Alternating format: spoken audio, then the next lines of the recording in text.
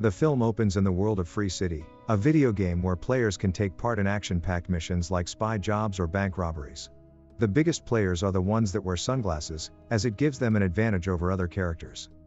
Among the many non-player characters is Guy, a bank teller who enjoys his mundane and routine lifestyle. He works with his best friend, a security guard named Buddy, and they always have to play the part of helpless bank employees as they get robbed. Elsewhere in Free City is a sunglasses character called Molotov Girl, who is interrogating another player for info on an artifact she is searching for. Afterward, she walks near Guy and Buddy as they walk home. And Guy hears Mariah Carey's Fantasy play as Molotov Girl walks past him. He comments on the song, Great day. Love that song. That's a new one. which surprises her because she is used to hearing all the stock phrases each NPC has to say. Guy becomes smitten and follows after her but is hit by a train, sending him back to his home to relive everything.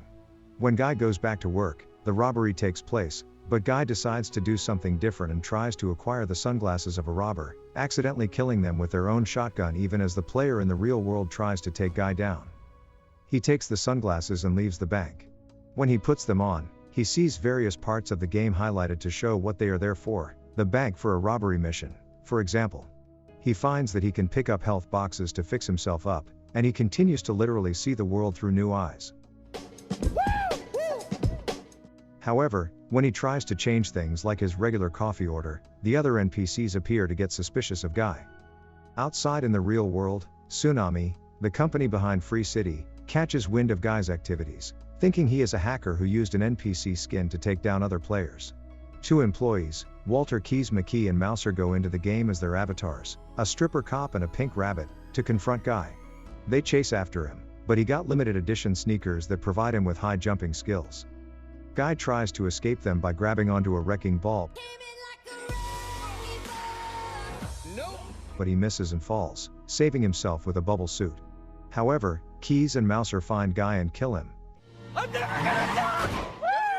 And that was the heartbreaking story of Blue Shirt Guy. Thinking they have taken the hacker out for good. An interview is shown of Keys with Millie Rusk, as they were the masterminds behind Free City before Keys's current boss, Antoine, stole their code and bastardized the game into his own thing to create a soulless franchise. Millie visits Keys and plans to get evidence of Antoine's crimes because she knows that proof of their code is hidden in a safe house inside the game, which she is trying to infiltrate while playing as Molotov Girl.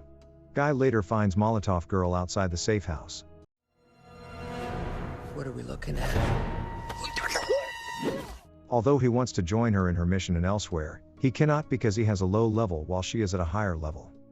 The guy then starts taking on missions with the glasses and pulls off several heroic acts like returning stolen money and pulling kids away from traffic. Players in real life take notice and Guy soon becomes a viral sensation called Blue Shirt Guy, even appearing as an answer on Jeopardy! Guy tries to get Buddy to join him after stealing another pair of sunglasses, but Buddy thinks it's too dangerous. Antoine wants to keep Guy, who has become extremely popular among the players, despite Keys and Millie's plan to delete him. Antoine pressures the team to release Free City 2 in 2 days, even though the game is not fully coded and is still glitchy. He also informs Keys that the sequel is not backward compatible with the first game, which means that most of the characters won't return. As Guy reaches a high level in the game, he goes to the safe house, where Millie attempts to enter. She is almost killed, but Guy crashes through on a motorcycle and helps her fight off the villains. The two then hang out and eat bubblegum ice cream together. Guy surprises Millie by kissing Molotov Girl at the end of their date. Meanwhile, Keys notices something unusual about the codes of the NPCs in the game. He informs Millie that the barista character learned how to make a cappuccino through trial and error, and the blonde bombshell character wrote a book on gender roles after encountering Guy. This proves that Antoine stole Keys and Millie's code, and warns that the current world of Free City will be lost once the sequel launches. To bring Guy to the central hub where other players gather, Millie reveals to him that he is just a character in a video game. This realization causes Guy to lose his cheerful demeanor, and he goes to Buddy's house to talk about his existential crisis. Buddy tries to cheer him up by assuring him that the moment they are experiencing together is real. Buddy joins Guy in helping Millie obtain the file she needs. Guy's no-kill demeanor catches on with players, including popular streamers like Ninja and Pokemon. Antoine becomes angry and decides to reboot the server, hoping to eliminate Guy's influence. Just as Guy mentions that he has seen the island before, the game is rebooted, causing him to go back to before he became self-aware. Millie is able to log back onto the game, But Guy, the non-player character, NPC, she had developed feelings for, doesn't recognize her. In her desperation, she seeks out Keys for help. Keys explains that the character he created, which Guy is based on, is a lovelorn NPC always in search of his dream girl, and he only needs a trigger to restore his memories. Millie, disguised as her in-game character Molotov Girl, decides to try to jog Guy's memory by kissing him. Her attempt is successful, and Guy remembers everything, including where he saw the island that he had been searching for. With the memory of the island's location restored, Keys deduces that it is just beyond the city's horizon. Millie and Guy then rally all the NPCs in Free City, encouraging them to migrate to the island and start living their own lives instead of simply following their programmed routines. As a result, all the NPCs leave, leaving the players confused. Antoine, the game's owner, discovers that Millie was involved in Guy's sudden change and orders Mouser, the game's antagonist, to permanently delete Millie and Guy. Mouser begins manipulating the game's environment to corner them, forcing Guy to try and drive them out of the city. The game's players around the world are following the saga with great interest.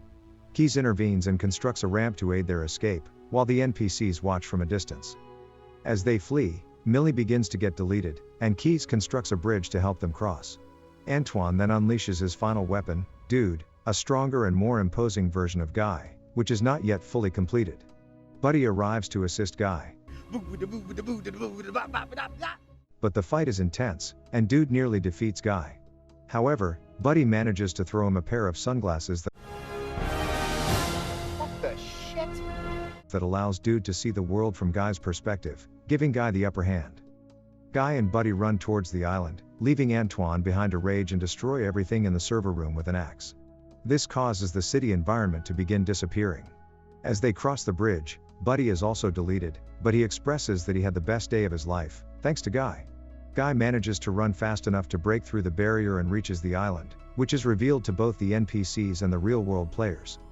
Millie arrives at the server room, which is almost completely destroyed, and makes a deal with Antoine to let her have the game's code while he retains the rights to the Free City name for future sequels and spin-offs. After the release of Free City 2, the sales are disappointing, and Antoine faces criticism from both the media and his colleagues. In response, Millie, Keys, and Mouser begin developing a new game called Free Life, which includes more detailed and expansive environments. Millie becomes more dedicated to the game, but in doing so, she realizes that she must break up with Guy. However, he takes it well and parts with her amicably. Later, Millie watches a video in which Keys explains that Guy's character was programmed to fall in love with Molotov Girl based on Keys' own love for Millie. Upon this realization, Millie goes to find Guy in the city, where they share a kiss. In the game, Guy and Dude have become friends. You seem... Adjective. I'm great. You could put me down. But Guy misses Buddy. As it turns out, Buddy has been revived in the game, and the two friends reunite. Buddy asks if they should return to work, but Guy tells him that they are free to go wherever they want and do whatever they want. Thanks for watching. Make sure to subscribe and leave a comment and let us know which film you want us to explore next. Take care.